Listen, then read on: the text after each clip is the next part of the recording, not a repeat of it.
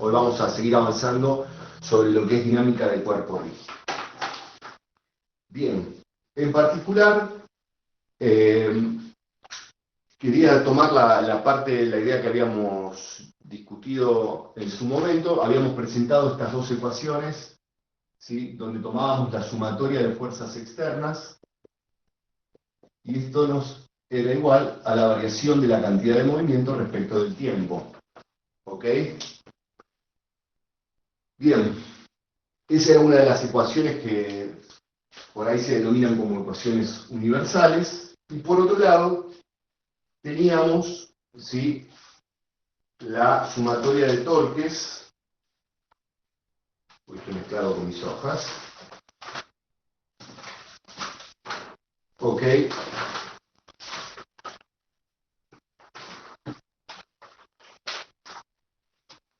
Que la sumatoria de torques externos respecto de un punto O era igual a la variación de lo que denominábamos movimiento cinético. ¿Ok? Y algunas de estas cosas ya las habíamos estudiado para sistemas de partículas, digamos. En ese sentido, hasta acá no hay nada nuevo. La sumatoria de fuerzas externas va a repercutir sobre la variación de la cantidad de movimiento total de nuestro sistema, es decir, esto va a causar, si la masa es constante, ¿sí?, que la aceleración de nuestro centro de masa se modifique, si hay una sumatoria de fuerzas externas que es distinta de cero. Y para estudiar un poquitito qué es lo que ocurre con la sumatoria de torques externos, ¿sí?, vamos a descomponer, o ya lo hicimos esto, pero recordemos algunas de las cosas, ¿sí?, que estuvimos viendo a la luz de saber también de que se trataba de un cuerpo rígido. ¿Está bien? Por lo pronto, la expresión que tiene que ver con la derivada de L respecto del tiempo, o sea, la variación del momento cinético, ¿sí?, recordemos que L en general, respecto de un punto O, lo podíamos escribir como un L orbital respecto de un punto O más un L de spin o intrínseco. ¿Ok? De modo que cuando estudiamos su derivada, también podíamos pensarlo en esta descomposición, ¿sí?,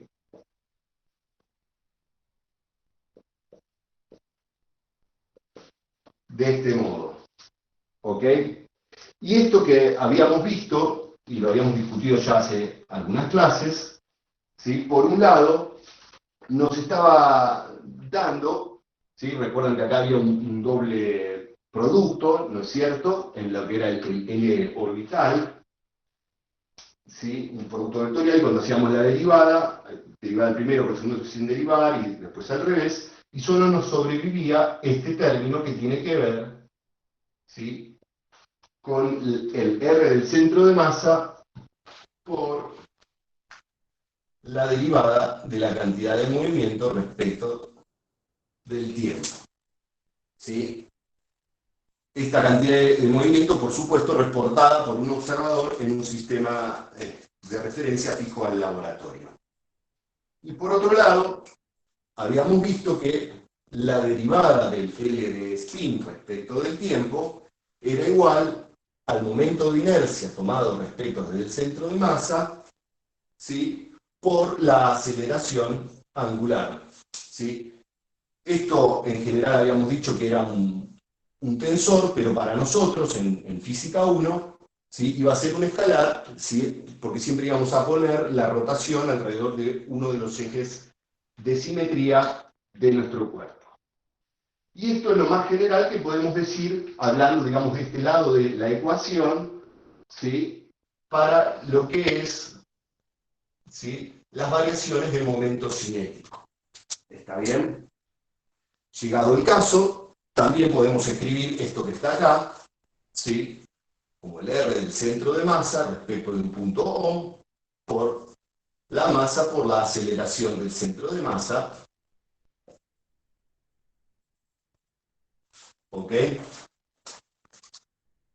Y esto tiene una cuestión bastante especial que nos va a servir para resolver los problemas, ¿ok? Que tiene que ver con qué pasa con algunos puntos O particulares. Supónganse que O, este punto de referencia respecto del cual estamos tomando el momento cinético, es el centro de masa. Si O corresponde al centro de masa, entonces, ¿qué tenemos? Que esta derivada, ¿sí?, pasa a ser esto que está acá. ¿Está bien? Y este O respecto del centro de masa se hace cero y nos termina quedando justamente solo el término de spin. ¿Está bien?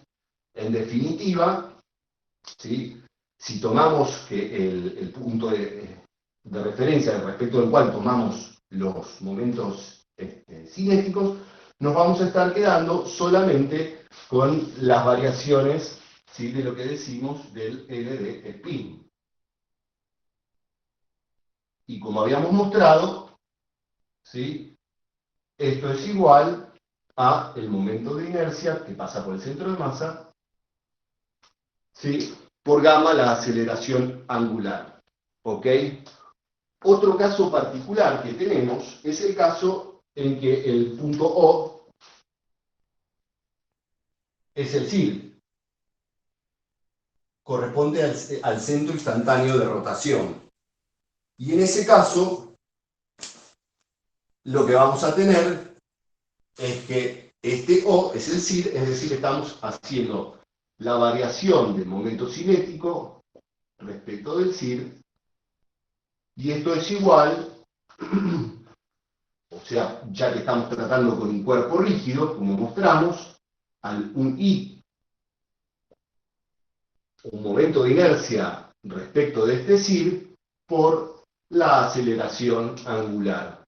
¿Sí? Y este término que estaba acá lo podíamos obtener a través del teorema de Steiner como la masa total por la distancia al cuadrado que hay entre los ejes más el I del centro de masa, todo esto por gamma. ¿Ok? O sea, esto que está acá es lo más general que podemos decir para un cuerpo rígido, ¿sí?, en lo que respecta a este lado de la ecuación. Algunos casos particulares, que a veces nos van a simplificar los planteos de los problemas, son cuando ese punto respecto del cual tomamos los momentos cinéticos corresponde al centro de masa, y también cuando tomamos que ese punto corresponde al centro instantáneo de rotación. ¿Ok? Bien. ¿Qué podemos decir del otro lado de la ecuación, del lado de los torques? Esto también lo habíamos discutido para sistemas de partículas. Podemos decir, ¿sí?, que la sumatoria de torques externos respecto de un punto O cualquiera va a ser la sumatoria, era esto, ¿no?, de las R's del centro de masa medido desde O, ¿sí?, por cada una de las fuerzas sub I externas que actúan sobre nuestro cuerpo, más la sumatoria de los RI medidos desde el centro de masa, producto vectorial por las fuerzas, cada una de las fuerzas externas que actúan sobre nuestro cuerpo rígido. De acá habíamos mostrado, ¿sí?, este vector RCM es el mismo para cada uno de los términos de la sumatoria, y acá nos queda la sumatoria de las iésimas fuerzas externas. ¿Ok? Y este término que está acá no es más que considerar los torques respecto del sistema, perdón, respecto del centro de masa, es decir, los torques externos iésimos respecto del centro de masa.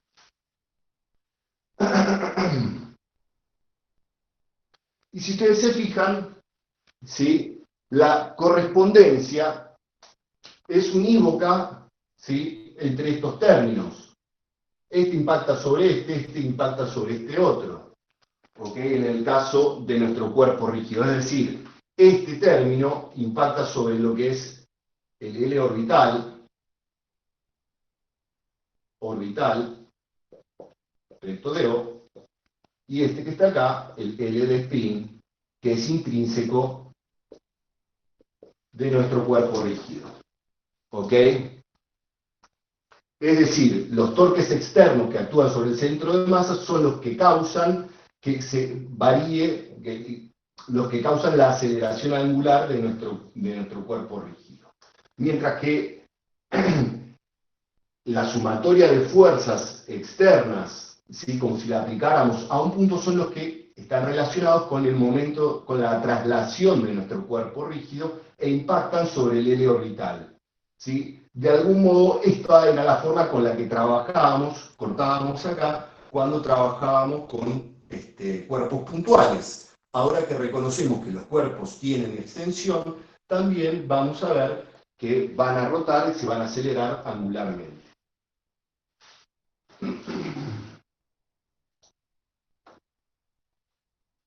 Bien, entonces, dicho esto es viejo, esto está bien. Dicho esto, retomo un poquitito, nos va a ser interesante, ¿sí?, en general cuando trabajemos con un cuerpo rígido, ¿sí?, ver y analizar qué es lo que ocurre con las distintas fuerzas. ¿Sí? Ahora nos va a importar el punto de aplicación de una fuerza. Y en general va a ser importante que podamos analizar los efectos que producen distintas fuerzas sobre un cuerpo rígido. En particular, cómo es que eso afecta a estas dos, ¿sí?, ecuaciones universales de la dinámica.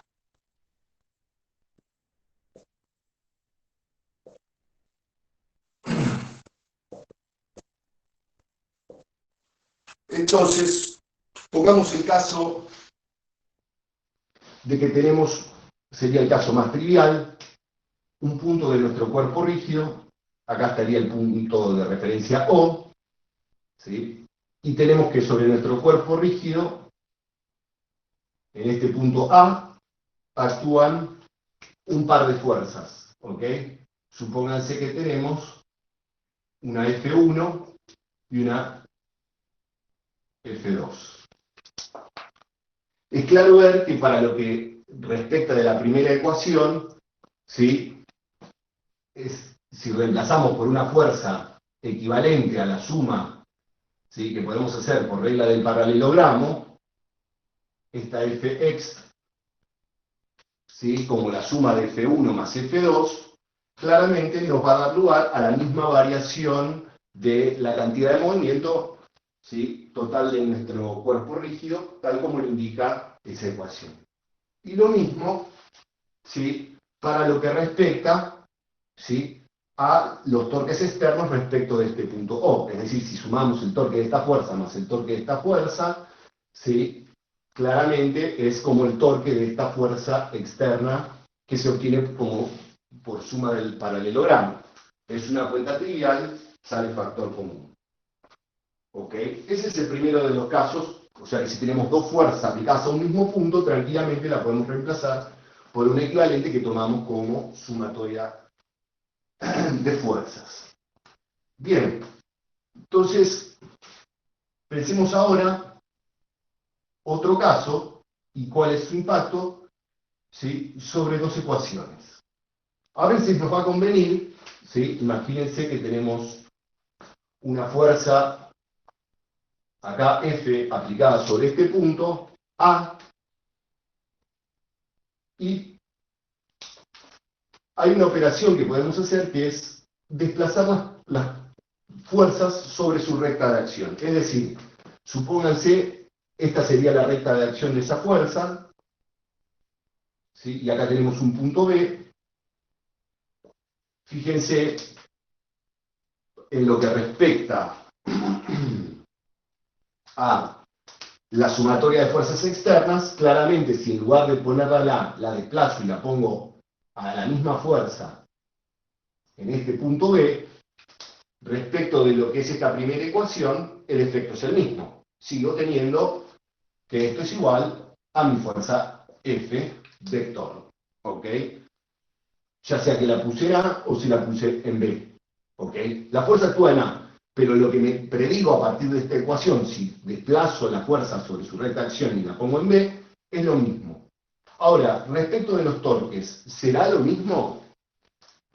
Entonces, la idea es esta.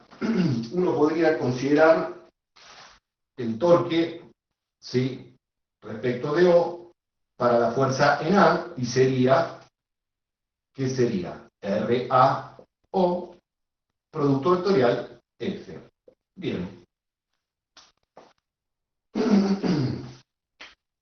Y si quiero ver si es lo mismo, tendría que analizar el torque de la fuerza en el punto B, ¿sí?, y sería RBO por F. ¿Ok? Entonces podemos utilizar esa relación que sabemos que hay entre los vectores, es decir, RAO es igual a RBO más RAB, que es este vector que está puesto acá. ¿Sí? Bien. Entonces, si yo ahora escribo el torque de la fuerza A respecto de O, pero aprovechando esa relación, escribiría RBO más RAB por F.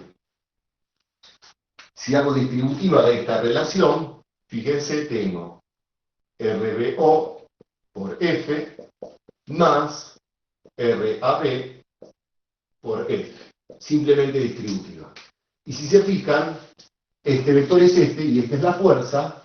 Como son paralelos, porque justamente propuse desplazar el punto de aplicación de la fuerza a lo largo de esta línea recta, este término es cero, y esto que está acá es el torque de la fuerza aplicada en el punto B respecto de este O.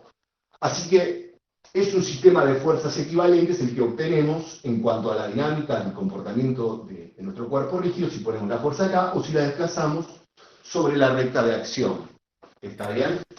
Profe, disculpe, ¿podría repetir por qué RAB por F es cero? Ah, y mirá, este es RAB, es esta flechita negra que está acá, y esta es la fuerza F, son paralelos. Ah, listo, ya lo vi, gracias.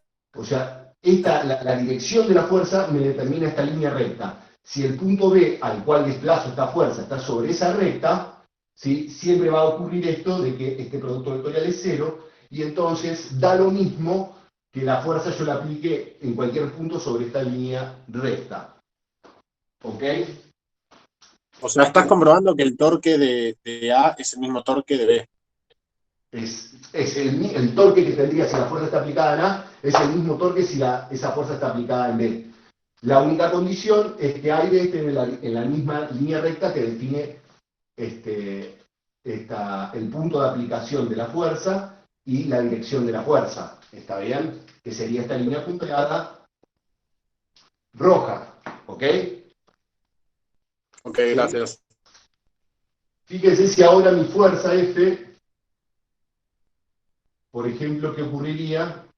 Qué interesante es si la fuerza F, por ejemplo, está aplicada justo a este punto que es el centro de masa. ¿Ok? Es decir, este vector sería el R del centro de masa respecto de O, y la fuerza F, por ejemplo, está aplicada aquí. ¿Ok? Si yo puedo aplicar mi fuerza, por ejemplo, al centro de masa, ¿qué ocurre respecto de esto? Bueno, respecto de la primera ecuación, nada, pum, vale F. ¿Ok? Si recordamos lo que habíamos propuesto hace un rato, esta sumatoria de torques externos, ¿sí?, es igual a esta derivada y es igual a la derivada de L orbital respecto de t más dl spin respecto del tiempo. ¿Ok? Y si se fijan, ¿qué ocurre? Este L de este lado, para esta fuerza, tranquilamente hacemos R del centro de masa o hay una única fuerza, es esa fuerza, producto vectorial F, este lado de la ecuación. Del otro lado, ¿sí? Habíamos mostrado que el L orbital era el RCM respecto de O, ¿sí?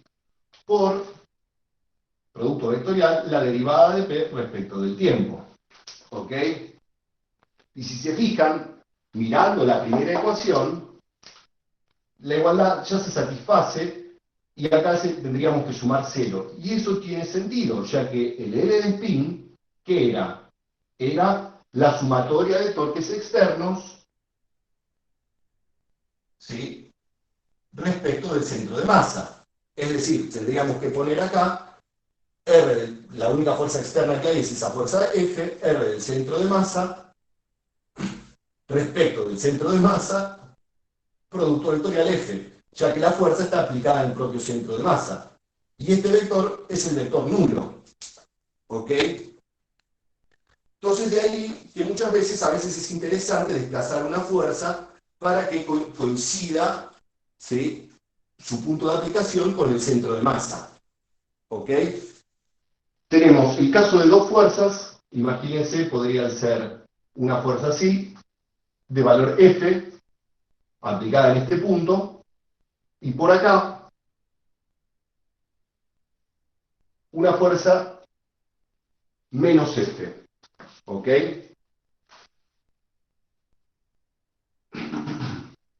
Es decir, podríamos tener acá, no sé, el punto O,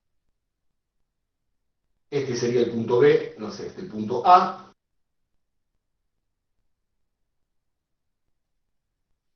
R de B, O, R de A, O. ¿Ok? Si miramos, se entiende, ¿no? La figura que puse son dos fuerzas que pretendí que fueran paralelas, ¿está bien? Que están aplicadas en dos puntos, ¿sí?, paralelas pero de signo opuesto. Una punta para allá y la otra punta para el otro lado. ¿Ok? Fíjense, respecto de lo que es la sumatoria de fuerzas, esto nos dice 0. Sumamos todas las fuerzas externas, esta más esta, ¡pum! Me dio 0. ¿Ok? Bien. Entonces, cuando venimos a analizar ahora la sumatoria de torques que nos impone este par de fuerzas, que se lo denomina cupla, al tener esta característica, ¿sí?, vemos que la sumatoria de torques, este término, bueno, no lo debería haber borrado, ¿sí? Esta sumatoria de torques es igual, este igual va acá, a R del centro de masa respecto de O por la derivada de la cantidad de movimiento respecto del tiempo. ¿Ok? Es decir, esta derivada del L orbital. Y por otro lado, tenemos acá la derivada del L spin respecto del tiempo. Entonces vemos que respecto de lo que es, aprovechando la primera de estas dos ecuaciones, este término vale 0. Es decir, que solo nos queda que si tenemos un par de fuerzas de este modo, simplemente que una es F, la otra menos F, y están aplicadas en distintos puntos, esto causa una variación del momento cinético intrínseco, es decir, el momento cinético de spin. ¿Ok? Y además, si se trata de un cuerpo rígido, ¿sí?, sabemos que esto repercute de este modo, y del centro de masa por gamma la aceleración angular. ¿Ok? Si miramos ¿sí? Lo que ocurre del otro lado de la ecuación con la sumatoria de torques, ¿sí? A ver, vemos que la sumatoria esta de torques externos respecto de O va a ser, bueno, el torque de la fuerza aplicada en A, que va a ser R de A O, ¿ok? Por F, más R de BO, producto vectorial, menos F vector, ¿ok? Y acá puedo sacar factor común F vector, es decir, esto que está acá, puedo escribir, para mí, RAO menos RBO por F vector, ¿ok? Y esto que está acá no es más que R, ¿sí? Que sería RA menos este. Final menos principios, esta flechita que está acá.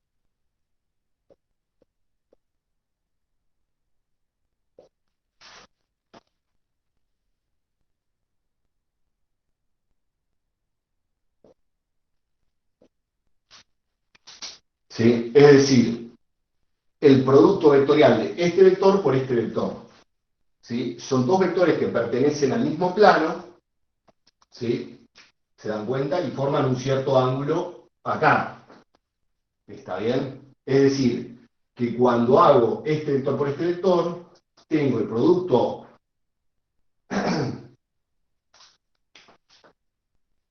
de los módulos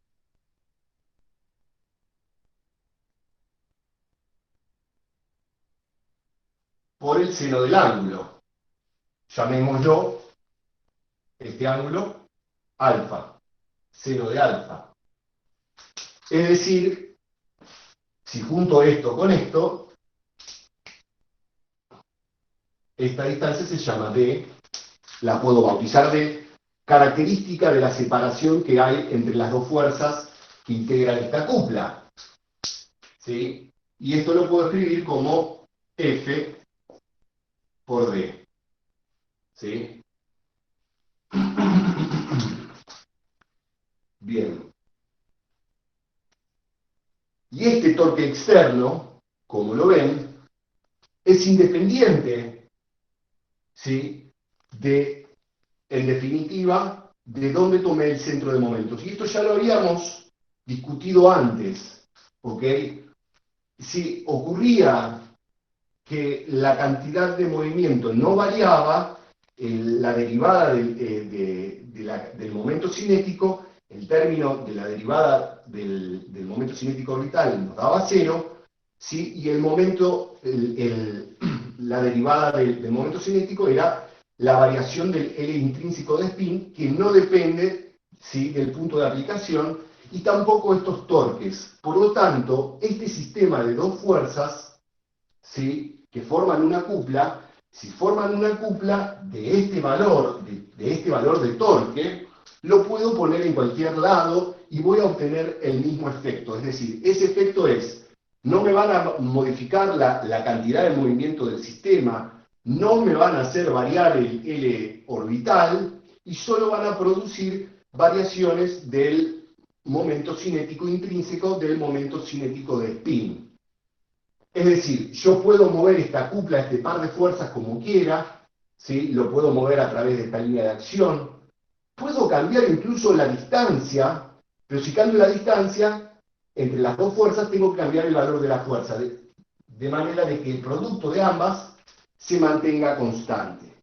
Es decir, hay infinitas combinaciones de fuerzas y distancias que producen el mismo torque respecto del centro de masa. ¿Sí? Este torque externo resulta independiente del punto O que planteé inicialmente, me dan, ¿sí? el torque, ¿sí? respecto del centro de masa, ¿ok? Que es independiente del punto que yo tome. A este sistema de fuerzas lo llamamos cupla, ¿sí? Y yo la cupla la puedo poner en cualquier lugar del cuerpo rígido que me va a producir siempre el mismo efecto. Me va a producir una variación del L de spin y van a mantenerse constante la cantidad de movimiento o el momento lineal. Es decir, si tengo un cuerpo rígido, ¿ok? Y hay una fuerza F en un punto A aplicada, ¿ok? Mostrábamos antes que si yo la desplazaba la fuerza sobre el punto de aplicación, no cambiaba ni la sumatoria de fuerzas externas, ¿sí? Y que tampoco cambiaba los torques externos respecto de un punto o cualquiera, ¿sí?, del laboratorio. Entonces, ustedes estarán de acuerdo, si yo elijo un punto B cualquiera y pongo un par de fuerzas F para acá y menos F para acá, el sistema no cambia en nada, porque en definitiva acá sumé una fuerza nula. ¿Se dan cuenta? Si este vector es F y este es menos F, la sumatoria de fuerzas externas sigue siendo la misma que original, o sea, es medio trivial, pero escribo la línea, ¿no? Tengo F más F menos F igual F. ¿Está bien? Sume esto. Respecto de los torques también, no importa dónde esté O, supónganse que O lo tomo por acá,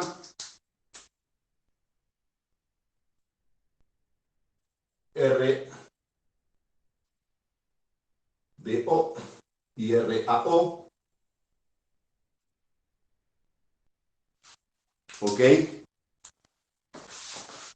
Respecto de los torques, tendré el torque debido a esta fuerza, con el de la otra se cancelan, la distancia es la misma, sigo teniendo el mismo torque neto. Eso que estoy diciendo, en definitiva, ¿sí?, es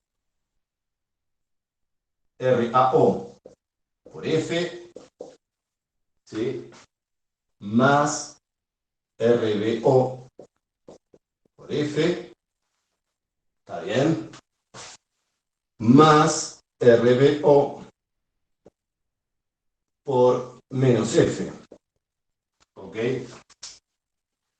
Ahora bien, si yo reagrupo de forma distinta, ¿ok?, lo que voy a tener, ¿sí?, yo podría juntar este término con este término, ¿está bien? Así porque quiero, es decir, RAO menos RBO por F más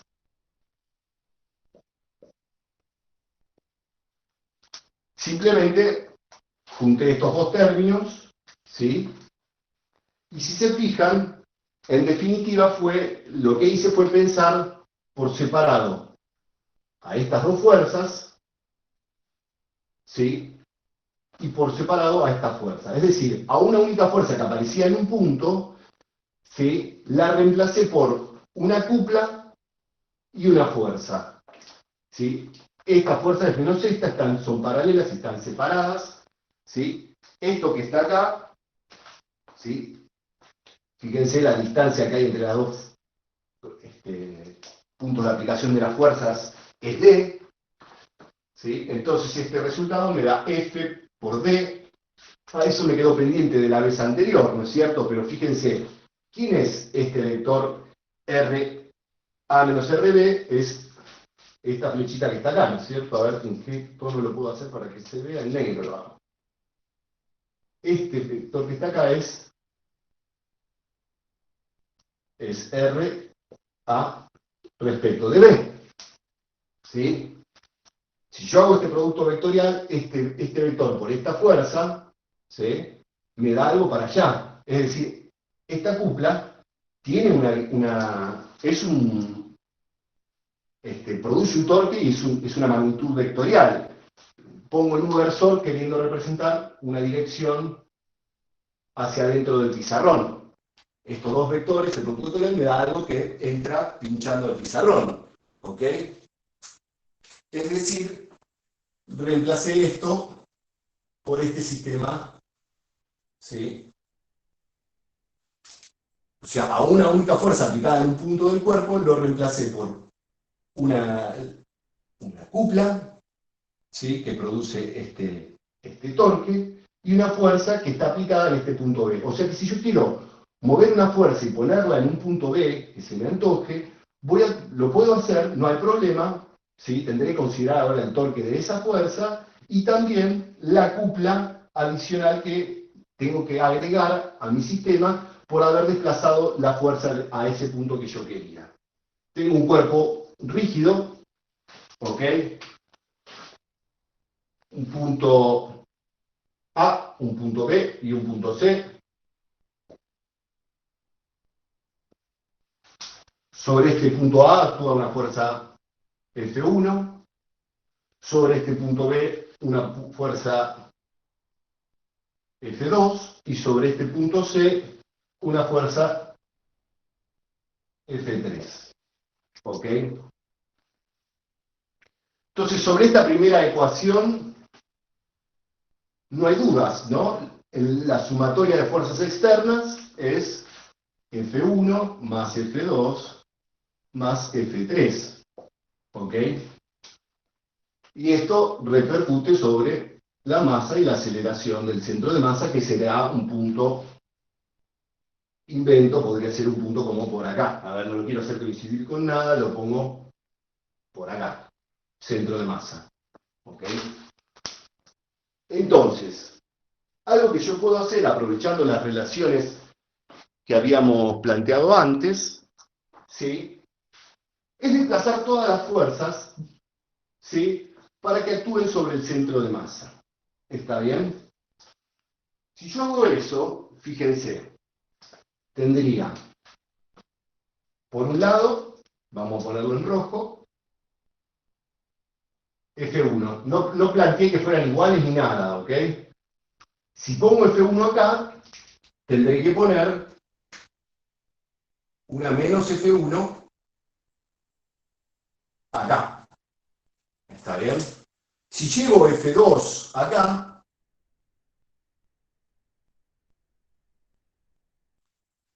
y quiero que el sistema de fuerzas sea equivalente, tendré que poner una menos F2 acá. Si llevo F3 acá, tendré que poner una menos F3 ahí. ¿Ok?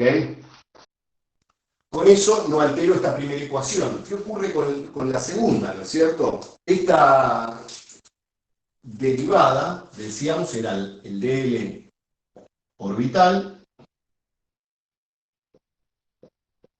más el dl spin. ¿Ok? Y en ese sentido, fíjense, mirando directamente la primera ecuación, yo puedo escribir a mi L orbital, la variación de L orbital, como el R del centro de masa respecto de O, producto vectorial, la suma de las tres fuerzas.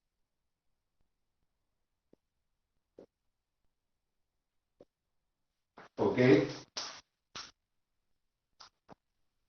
¿Qué ocurre con el otro término, el L de spin? Claro, acá, para analizar este L de spin, podría considerar, ¿sí?, solamente a las cuplas que me quedaron. Es decir, tengo esta cupla con F1 y menos F1, esta con F2 y menos F2, esta con F3, menos F3 y F3, que no modifican al L orbital y solo afectan al L de spin. Es decir, fíjense, si tomamos a esta cupla, formada por F1 y menos F1, esta distancia es de 1, ¿sí? Y este par de fuerzas generan, vamos a tomar, si quieren, un U versor ahí para adentro, un F de 1, F1 de 1, el U versor. Si ahora vengo y considero la cupla que forman, ¿sí?,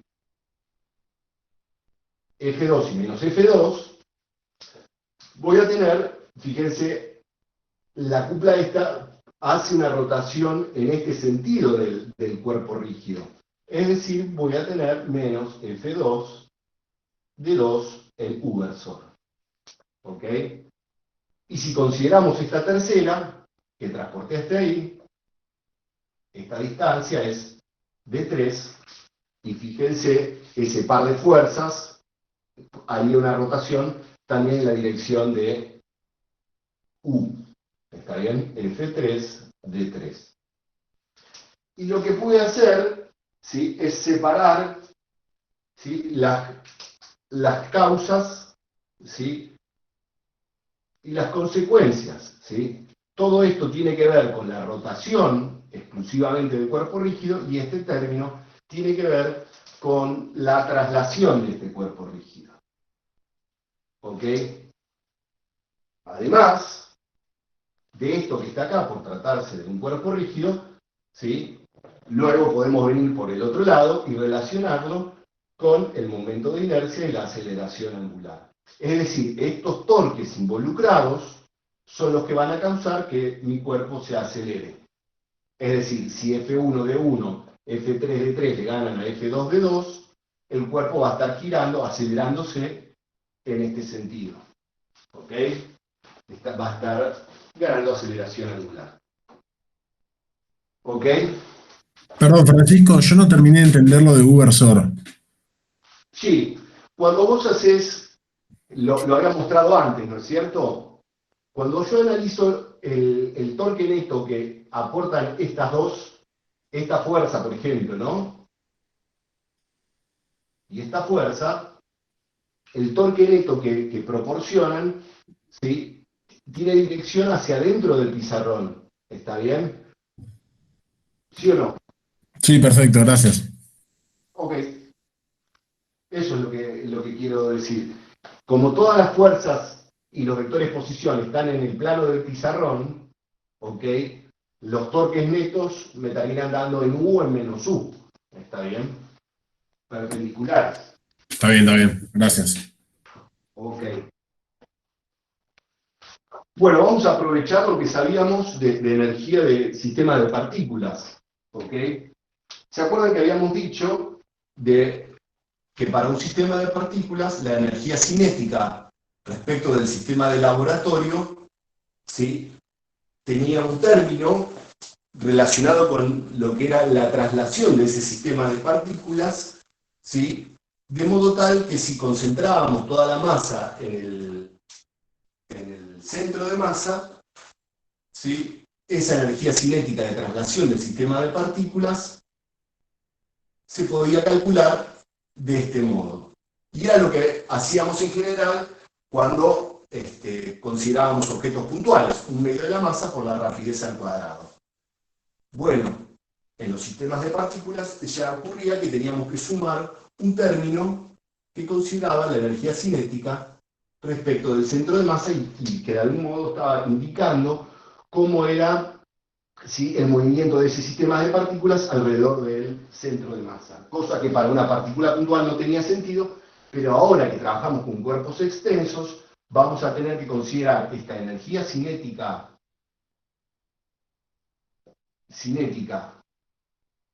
de traslación y esta energía cinética de rotación.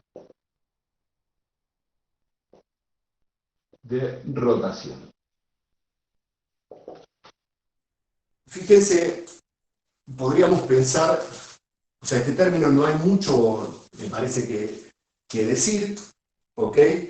Pero podríamos pensar qué es lo que ocurre en general en un cuerpo rígido, que tenemos por ahí, ¿sí?, con lo que es la energía cinética respecto del centro de masa. ¿Está bien? Si tenemos a las partículas y nuestro cuerpo rígido, supónganse que este es el cuerpo, el centro de masa, el cuerpo rígido podría estar rotando y cada una de las velocidades de cada una de las pedacitos materiales que conforman a mi cuerpo rígido, pero que en definitiva es un sistema de partículas al cual se le añade la condición de rigidez, esta energía cinética respecto del centro de masa, nosotros la calculábamos, ¿sí?, como la sumatoria o una integral, si no lo trata como un continuo, ¿sí?, de un medio de la masa iésima en la cual uno parte a todo ese cuerpo rígido, por la rapidez de la iésima partícula, ¿sí?, respecto del centro de masa elevado al cuadrado. ¿Ok? Entonces, supónganse que tenemos, y que analicemos este término porque merece la pena ser estudiado por separado, ¿sí? Y fíjense que si tenemos a nuestro cuerpo rígido, ¿sí?, tenemos que esta masita m sub i, en definitiva, está desarrollando un movimiento de rotación alrededor de nuestro cuerpo rígido, es decir, esta velocidad iésima de ese pedacito de masa que conforma nuestro cuerpo rígido se puede calcular como omega, que era el único para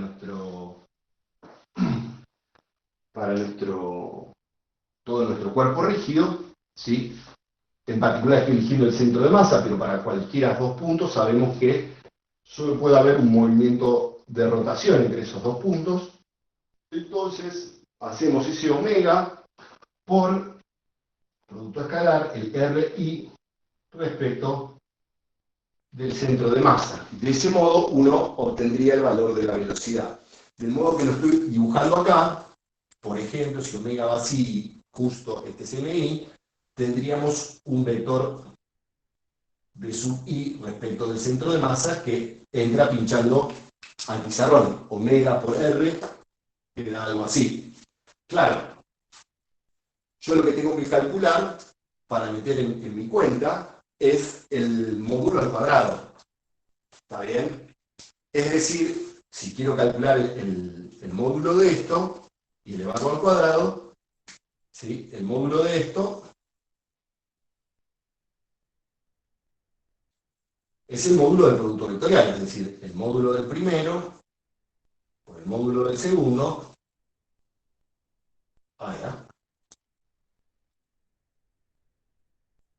por el seno del ángulo, ¿sí?, que, supónganse, llamamos alfa al ángulo que forman.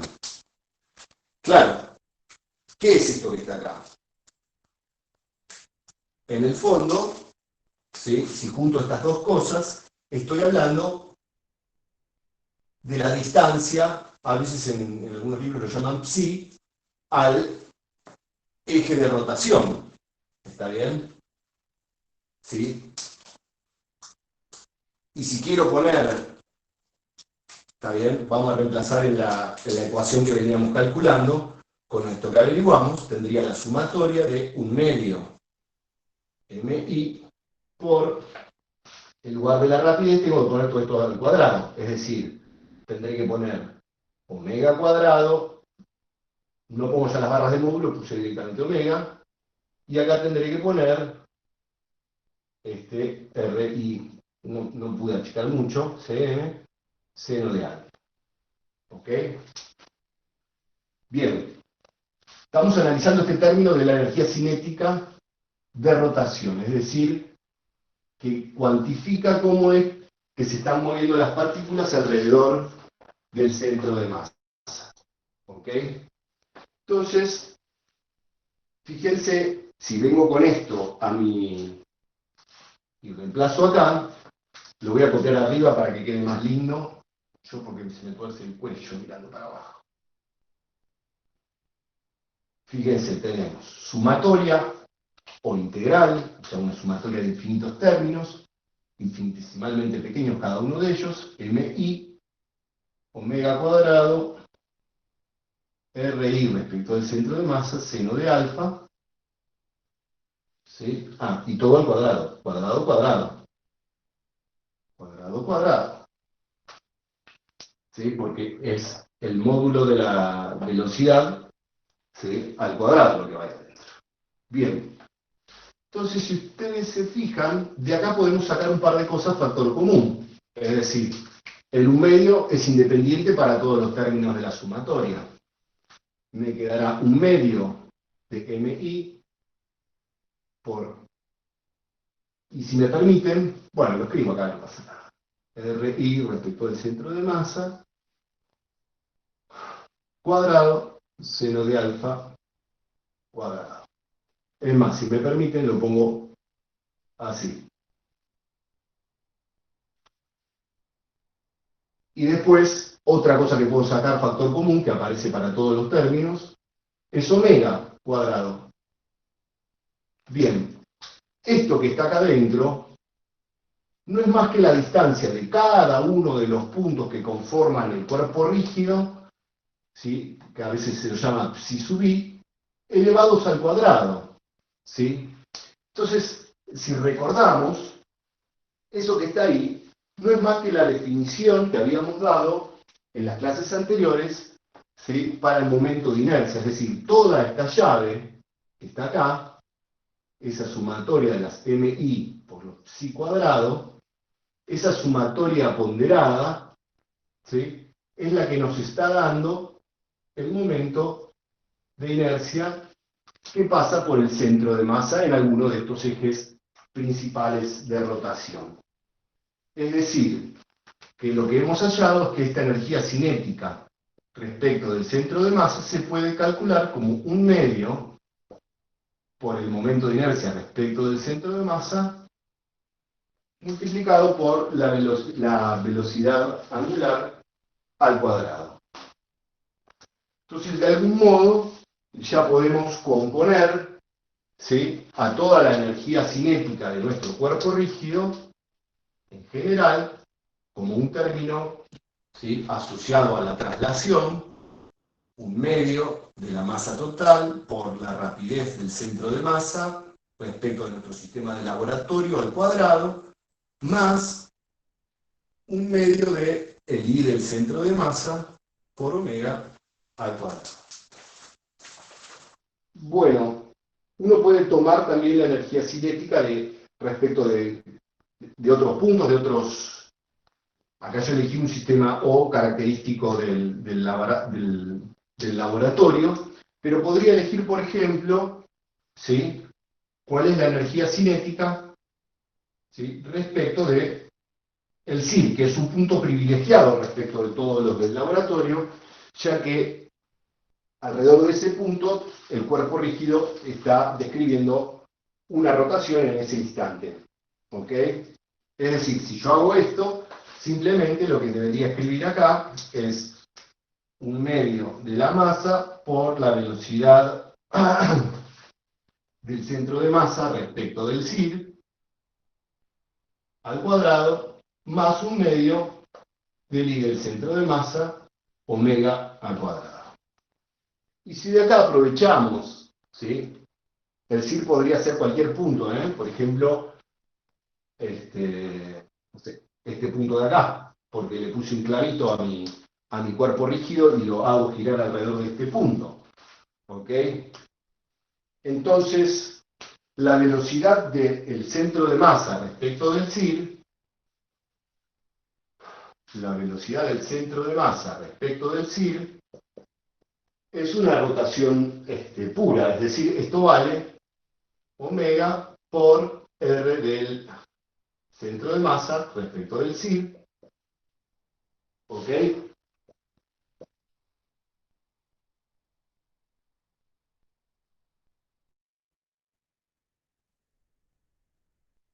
¿Ok? Y esa distancia, ¿sí? Ahora estoy planteando una rotación alrededor del CIR, así que tiene que ser algo así el omega, ¿no? Todos los puntos tienen que hacer un movimiento circular respecto de mi cuerpo rígido, si este es el CIR, ¿no?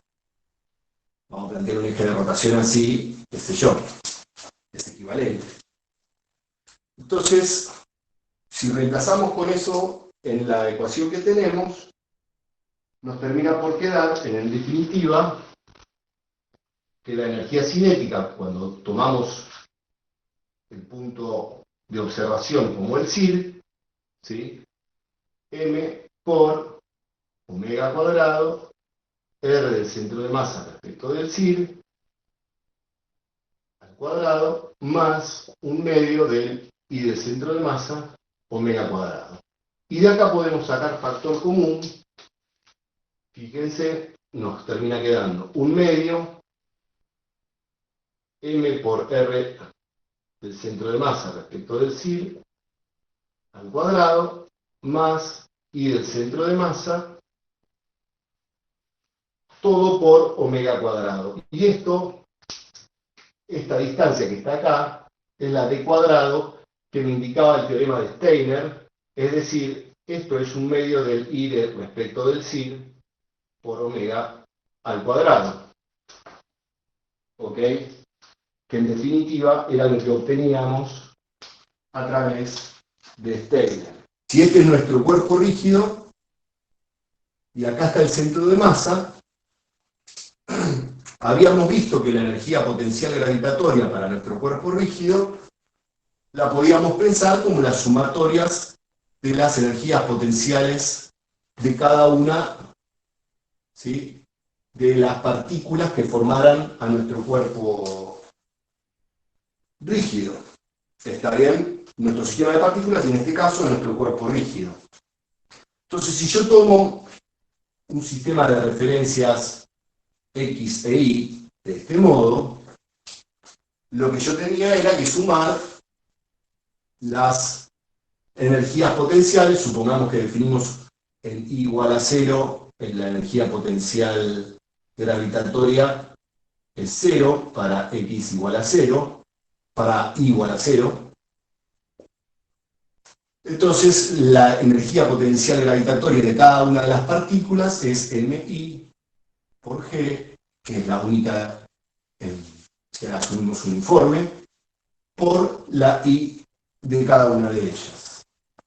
Si hacemos la sumatoria y sacamos lo que es común a todos los términos, sale G afuera y nos queda la sumatoria de MI y sub I, y esto no es más que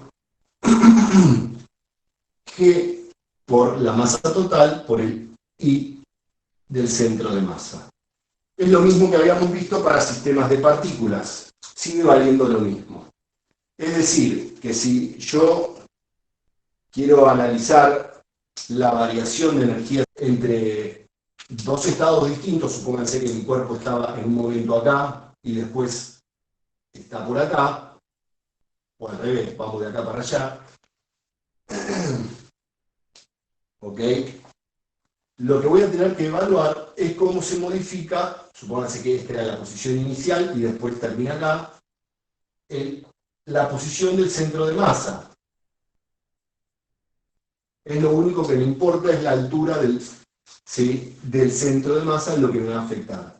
Acá, por supuesto, estamos considerando que la gravedad viene para este lado. Entonces, la variación de energía potencial es igual, ¿sí?, a menos el trabajo de las fuerzas conservativas. ¿Ok? Y en ese sentido, acá sería igual a menos el trabajo de la fuerza peso. ¿Ok? Y en ese sentido, nosotros sabemos que la fuerza peso apunta para abajo. ¿Está bien? Si vamos para arriba, ese trabajo nos debería dar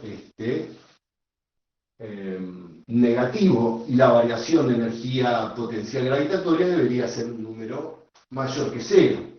Mg I del centro de masa final. Esta sería la energía potencial gravitatoria final. y le restamos la energía potencial gravitatoria inicial. ¿Ok? En definitiva, nos termina quedando mg por la diferencia de alturas, ¿sí?, del centro de masa. Y este valor, supónganse que vamos de abajo hacia arriba, ganamos energía potencial gravitatoria porque el centro de masa de nuestro cuerpo rígido está más arriba, ¿sí? Y por otro lado cierra con la idea del signo. Si tiene que ser igual a menos el trabajo de la fuerza-peso, ¿sí?, la fuerza-peso va a apuntar hacia abajo en todo el trayecto, ¿sí?, y el desplazamiento hacia arriba va a hacer que aparezca un signo menos y que el trabajo de la fuerza-peso sea negativo, y computado entre el punto inicial y el punto final, nos dé, junto con este signo menos, una variación de energía potencial gravitatoria mayor que cero. En sistemas de partículas teníamos que la variación de la energía mecánica para un sistema de partículas era igual al trabajo de las fuerzas no conservativas, y acá teníamos que considerar tanto las fuerzas internas como las externas. ¿Qué ocurrirá ahora en el caso del cuerpo rígido? ¿Está bien? Pensemos un cuerpo rígido nuevamente, ¿sí? Pensemos en un cuerpo rígido sencillo para disminuir el número de interacciones internas. ¿Ok? Pensemos que tenemos un cuerpo rígido dado por dos masitas, MA, MB, unidas por una barra de masa despreciable, ¿ok? Dos cuerpos, A y B, tal que existe una interacción entre ellos, ¿sí? Esto es un cuerpo rígido, alguna interacción que puede ser de carácter eléctrico o, por ejemplo, tal que F en A debido a B apunta en este sentido, ¿sí? Y podríamos pensar que, si es válida la tercera ley de Newton, tendríamos sobre este otro cuerpito una fuerza FBA, ¿ok?, que tiene la misma magnitud, ¿sí?, pero que es de sentido opuesto, ¿ok? Entonces, este cuerpito, esta masita, está en un punto respecto de nuestro sistema de laboratorio, está ubicado de este modo, ¿ok? Y si lo que queremos ver es qué ocurre, ¿sí?, con el trabajo total de las fuerzas no conservativas, ¿sí? En particular, nos preocupa qué es lo que ocurrirá con las fuerzas internas, ¿ok? Ya que en los cuerpos rígidos tenemos además la condición de rigidez. En los sistemas de partículas vimos que teníamos que considerar todas, tanto internas como externas. Cuando vamos a calcular los trabajos de las fuerzas no conservativas internas, yo podría considerar el trabajo de esta fuerza F a B y el trabajo de la fuerza BA. ¿Está bien? En ese sentido, el trabajo de la fuerza, por ejemplo, FAB, va a ser la integral de un RAO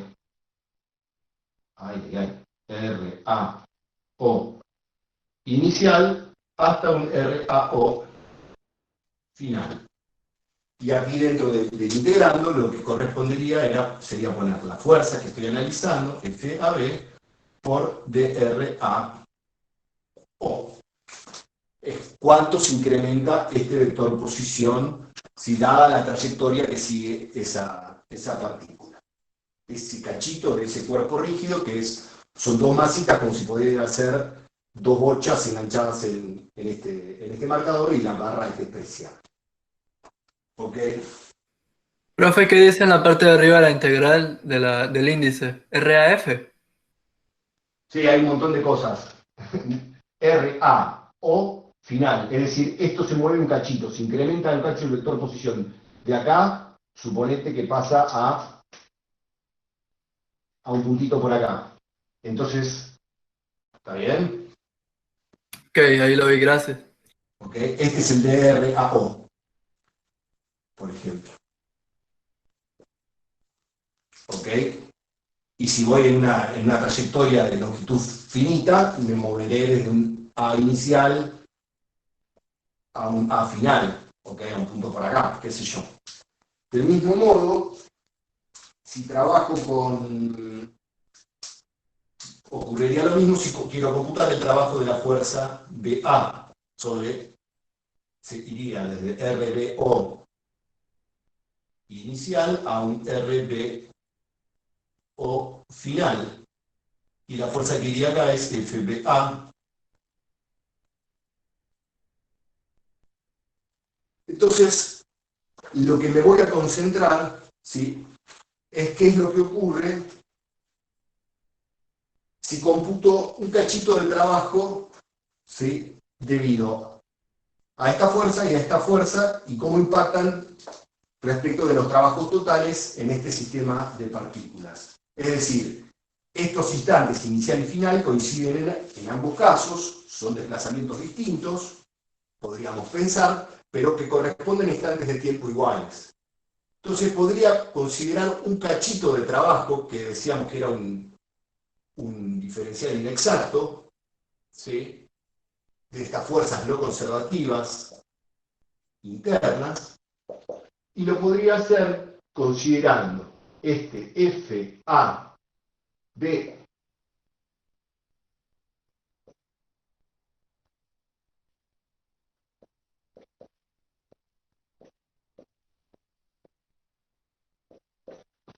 ¿ok?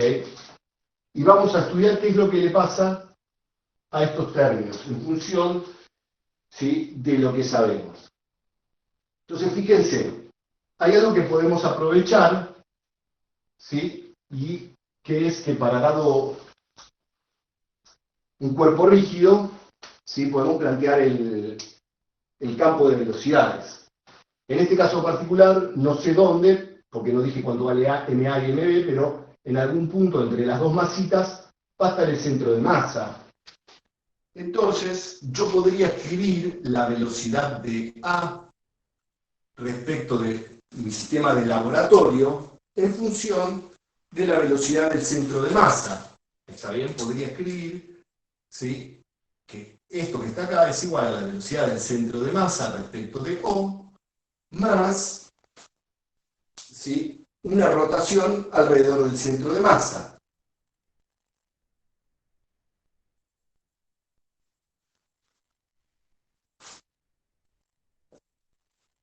También lo que puse es la velocidad del centro de masa más la velocidad relativa, sí, que tiene ese punto A respecto del centro de masa. También voy a poder escribir lo mismo para la velocidad de B respecto de un observador fijo. Voy a poder escribir la velocidad del centro de masa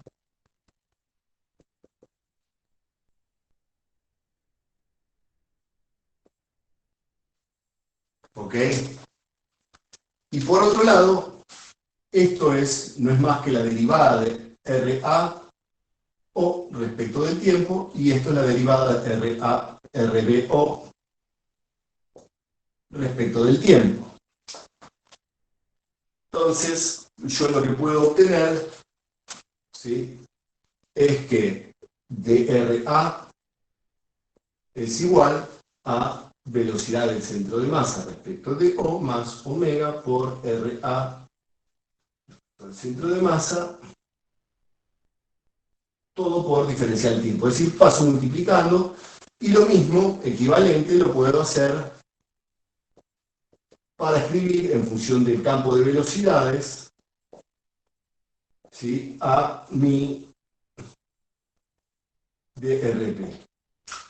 Entonces, si me aprovecho esa situación y lo pongo en en mi cálculo de ese infinitesimal de trabajo para ver qué es lo que ocurre, o sea, por un lado, de acá lo que puedo elaborar es esto. Si se da esta relación, tengo que FAB, producto escalar por DRAO menos DRBO,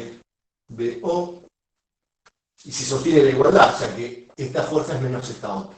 Lo que me importa es ver qué ocurre con esa diferencia entre los incrementos de los vectores posición. Esta fuerza FAB, que es igual y opuesta a la FBA, producto escalar, la diferencia entre estas dos cosas, de las cuales puedo tomar, fíjense, vamos a poner corchete, BSMO,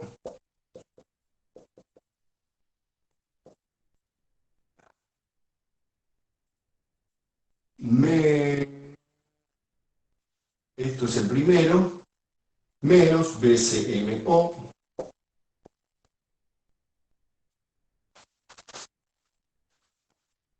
vamos a ponerlo con paréntesis, omega por RA.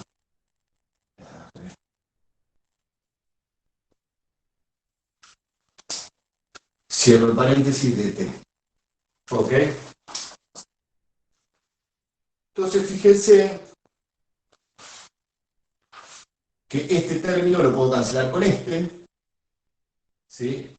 Y esto que tenemos acá es FAB, producto escalar, omega que lo saco del factor común, producto vectorial, RA respecto al centro de masa, menos RB respecto al centro de masa. No me faltó nada, ¿no? DT. ¿Ok?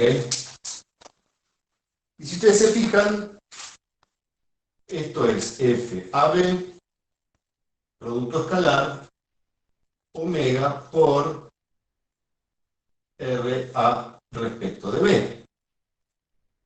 Y se va la dependencia con el centro de masa. Es decir, tenemos un omega que podría ser, por ejemplo, saliente al pizarrón, ¿sí? Un RAB que va en esta dirección, ¿sí? Y esta fuerza que es paralela. Este producto que se denomina producto mixto, ¿sí? Fíjense, me da nulo, ¿sí?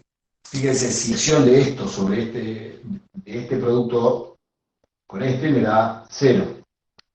¿Está bien? Imagínense que omega va para afuera, omega por R, vamos a dibujar RAB, es este vector, RAB. Este vector por este vector me da algo que da en esta dirección. Producto escalar con esto que está acá es nulo. Bueno, es una propiedad que se le llama de producto mixto. Lo que quiere decir es que este trabajo de las fuerzas no conservativas internas, ahora en el caso del cuerpo rígido, va a ser nulo. ¿Sí? Y esto que planteamos para un cuerpo rígido de 2 puntos, se puede generalizar en general para cualquiera 2 puntos, ¿sí? De un cuerpo rígido más grande que pudiera ser una cosa por el estilo. ¿Ok? Entonces, en ese sentido, acá encontramos una diferencia respecto de lo que teníamos en el caso de los sistemas de partículas donde no aparecía la condición de rigidez. Bueno, eso es más o menos lo que tenía para contarles hoy.